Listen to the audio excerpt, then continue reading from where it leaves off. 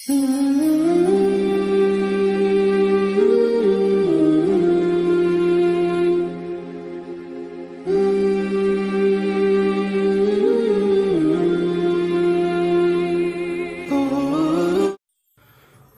اللہ الرحمن الرحیم نحمدہ ونصلی علی رسول الکریم۔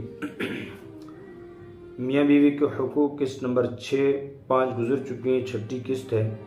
نیک عورت انتخاب کی بنیاد ہے، نیک عورت انتخاب کی بنیاد ہے۔ میرے عزیز و پیارے نبی صلی اللہ علیہ وسلم نے جس عورت کو المرأۃ الصالحہ کہہ کر عظمت بخشی ہے، یہی عورت مسلمان مردوں کے لیے انتخاب کے قابل قرار دی گئی ہے، کیونکہ اس میں نیکی اور وفاداری کی خوبیاں پائی جاتی ہیں۔ اس سے آدمی کی نسل میں نیکی رواج پاتی ہے، گھر میں سکون آتا ہے۔ سچی بات ہے میرے دوستو، اگر عورت نیک مل جائے، وفادار مل جائے تو آدھی زندگی اسی سے بن جاتی ہے۔ اسی نیک اور وفا شعار بیوی کو اللہ رب العزت نے باعث سکون قرار دیا ہے۔ ارشاد باری تعالیٰ ہے، وَمِنْ آيَاتِهِ أَنْ خَلَقَ لَكُم مِّنْ أَنفُسِكُمْ أَزْوَاجًا لِتَسْكُنُوا إِلَيْهَا وَجَعَلَ بَيْنَكُم مَّوَدَّةً وَرَحْمَةً۔ اور اس کی ایک نشانی یہ ہے کہ اس نے تمہارے لیے تم ہی میں سے بیویاں پیدا کی تاکہ تم ان کے پاس جا کر سکون حاصل کرو، اور تمہارے درمیان محبت اور رحمت کے جذبات رکھ دیے۔ یعنی شوہر کو اپنی بیوی کی طرف دیکھنے سے، اس کے پاس بیٹھنے سے، اسے باتیں کرنے سے سکون ملتا ہے، اور بیوی کو اپنے شوہر کی طرف دیکھنے، اس کے پاس بیٹھنے، اس سے باتیں کرنے سے سکون ملتا ہے۔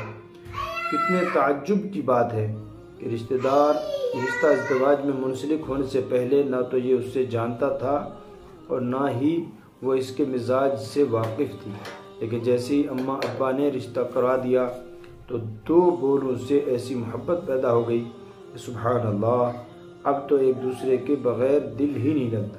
جب تک گھر نہ پہنچ جائے سکون ہی نہیں ملتا۔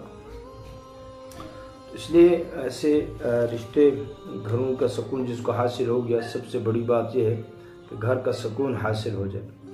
اکثر لوگوں کو آپ باہر دیکھیں گے، باہر کی زندگی میں لوگوں کے ساتھ، دوستوں کے ساتھ، احباب کے ساتھ ہنسمکھ ہے، کھانا پینا، پارٹیاں اور چائے شائے سب کچھ چل رہا ہوتا ہے، تو وہ باہر کی زندگی میں بہت اچھی زندگی گزرے، لیکن جب گھروں میں آتے ہیں خود کہتے ہیں ایسے جیسے ہمارے جسم کو آگ لگی ہو۔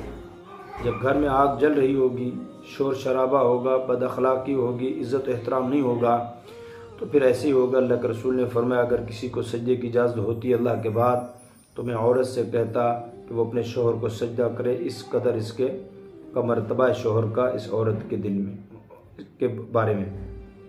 اور فرمایا کہ لعنت ہے اس عورت پر، لعنت بھیجتے ہیں اللہ کے فرشتے کے جس کا شوہر اسے ناراض ہو۔ اور ایسے ہم اسباب پیدا نہ کریں جس سے بیوی ناراض ہو، شوہر ناراض ہو، گھر کے اندر بد اخلاقی ہو، تو اس کے لیے سب سے بہترین کیا ہے؟